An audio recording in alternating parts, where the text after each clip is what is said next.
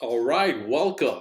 This is going to be an awesome one. Here's the next one. It's called The Language of Trust. I like this book. It's talking about selling ideas in a world of skeptics. How many people you know today are more skeptical than they were 25 years ago before the internet started to explode? What has happened is because of social media and everybody's just given up in terms of what to believe, what not to believe. So many people can, put things on the internet, make things so delusional that people don't know what to believe. So this is a great book called The Language of Trust. And the language of trust, what I got out of it is that it forces you to be very objective when you're talking to somebody. You're not really selling anything. You want them to make sure that what you're talking about is in their best interest. So whenever you communicate with anybody, you want to focus on what is the other party's best interest. You can use this knowledge to negotiate better. You can figure out things that most people try to drive their own point home rather than trying to figure out what's the win-win situation. Here, I'll give you a quick example of this. You're going to love this, okay? Suppose there was a hostage situation, okay? And in a hostage situation, the hostage, when you have the bad guy, claiming that, hey, if you don't give me $1 million, I'm going to shoot these people in the next hour. The best negotiators come back with this question: how am I supposed to do that in 1 hour? So instead of saying, yes, yes, we'll do whatever it takes, you never give in. Okay, so that's an example of language of trust. In other words, you're saying, I want to help you, but please help me to help you. Great example of that is inside these pages of this book. So it's a 250 pager. I compressed it. I asked GPT to give it to me in the today's format, how we can apply this information in 2025 and beyond, rather than taking information from earlier from this book. One of the things you're going to find about what I'm doing where nobody's doing on the internet, and that is taking summaries of books and adapting them to how you can use the information today. So something that was written 30, 40, 50 years ago, even more, and people say, oh, this was a great book. Yeah, maybe at that time it was a great book, but there's parts of that book that have become obsolete.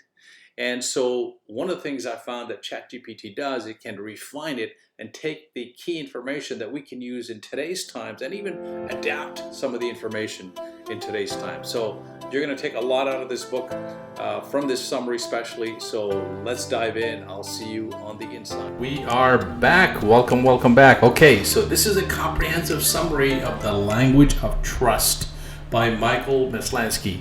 So here we're going to break this book down from a 250 pager down to like literally within 10 to 15 minutes. You're going to get the key points from this book. And not only that, what I asked ChatGPT to do was to take the information which was written back in 2010, published, and format it in a way where we can apply this today in today's times. So this is very powerful.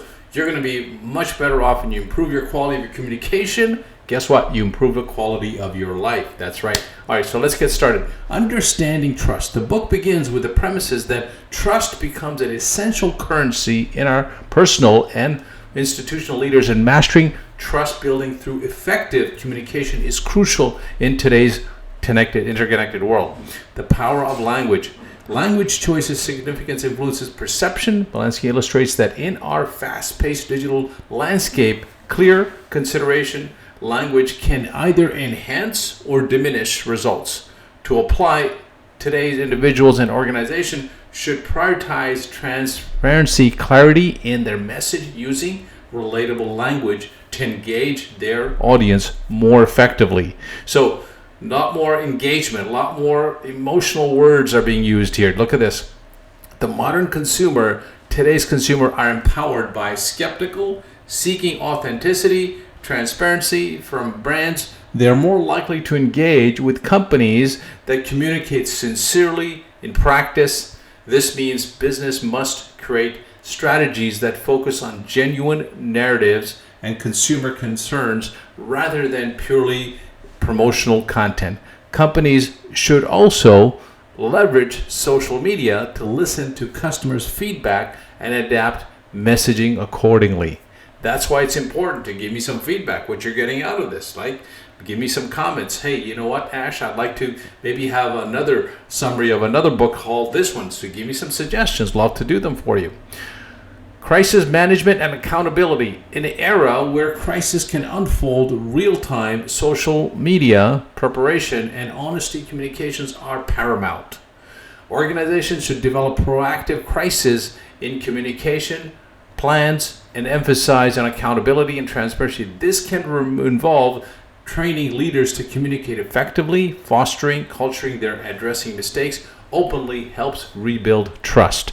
So a crisis in management. So a lot of times when you're in an environment where there's crisis involved, how do you hold people accountable? Very good stuff. We're going to talk more about that with more videos to come. Build strong relationships. To cultivate authenticity relationships, individuals' business must invest time and understand others' perspective. Practically, this can be done through regular check-ins with team members, creating channels for feedback, or engaging consumers through interactive content, fostering sense of community and shared values. So one of the things you could build relationship is you'll notice you can use AI technology. Here's a good way to do this. You'll notice that there's tools right now that even on the phone, that when somebody sends you a message, AI can give you options on what to say. So this can help you build better connections. The crucial role of listening. Active listening is highlighted as a critical aspect of effective communication. In today's world, organizations should implement systems to monitor social media sentiment, conduct surveys, facilitate focus groups by genuinely considering and responses to the needs of opinions of their audience. Businesses can foster and cultivate, build on trust and mutual respect. So one of the ways I'm going to give you a tip right here is to build better listening skills is to repeat back the last 2 or 3 words the other party just stated when it's your turn to talk. This will build trust. So I see what you mean. So you're looking to get a newer house in a larger location, is in a bigger location, or in whatever they just said. Repeat back to them and then ask them a question or create a statement that relates to what they just said. That builds trust. Okay? Combating misfortune. With misinformation, relevant leaders need to embrace their responsibility to convey truthfulness. Organization should prioritize fact-checking, transparency in their communication by establishing clear, accurate lines of communication. So one of the ways to have clear communication is you have to departmentalize. In a company, if you have a boss, you should be communicating directly with them in the issues that you have. If you go into other departments trying to fix your problem, guess what happened? You're combating misinformation because they're not supposed to help you with that specific topic, whatever the case may be. Business can position themselves when trustworthy sources build credibility and their audience. Practical strategies. Maslansky provides actionable strategies for organization individuals to build trust. Today's companies can utilize surveys to gauge public perception, adapt their strategies accordingly. Regular communication, update about companies' practices, inviting stakeholders to inquire, and help sustain over time. So you can have practical strategies like having weekly calls, having weekly surveys done even. So sometimes, you just have a client that you just did business with, send them a little questionnaire or a survey. Say, what did you like the most about our service that we did today? What did you least like about it? Get both input, because this way you can filter in the best way to send your next message out to the next customer or your client. Case studies and real-world examples. The book is rich with examples of brands that have successfully prioritized trust in their approach. Organizations can study these cases formulated in strategies and understand how authentic communication leads stronger customer loyalty. Adapting trust policies create competitive edge in the market. I'll give you a classic case because I read the book. He says one of the key points is that Tylenol many years ago wanted to make sure that their product is helping their customers. So they would give, instead of giving a guarantee, they would say, hey, if this is not a good fit for you, we truly don't want you to purchase our product. Find another product that would help you facilitate or fix your issue. So Tylenol, if it's not going to help you cure your headache or deal with it, don't buy it. Rather than saying, buy our product, it'll help you, get relief from your headache. That's an example. the future of trust in concepts. In concluding thoughts, Maslansky emphasizes the need for adaptation, communication strategies. Organized individuals should always continue assessing their messaging approach to evolve along shifting consumers' expectation, embracing innovation in communication, being attuned to real-time feedback will be essential for maintaining trust and forwarding. Let's see how this applies in today's world. So this is what ChatGPT says, applying these insights in today's. For business, adopt a transparency first approach on all communication, whether through marketing, consumer service, or internal communications.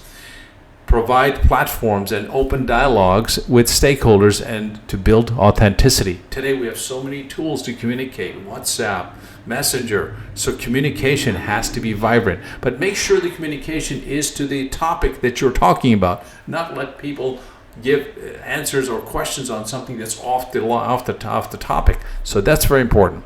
Individual as listening, both personal and professional encounters. By genuinely engaging with others, you can build stronger communication and foster trust. For marketers, create campaigns that tell authentic stories, utilize user-generated content, testimonials that highlight real customers' experiences, reflecting the brand's commitment to transparency. For leaders, embrace and counter this. Leaders could also be managers in a business, by the way. Embrace accountability to make core value of your leadership style. Communicate openly about challenges and decisions. Allow for two-way communication that can foster a stronger culture. By implementing these strategies, embracing the principles outlined in the language of trust, individuals can organize and organizations can navigate through complex landscapes and establish enduring relationships based on trust and authenticity. I hope you got a lot of value out of this call or out of this video, a call as well, I guess we're talking to you.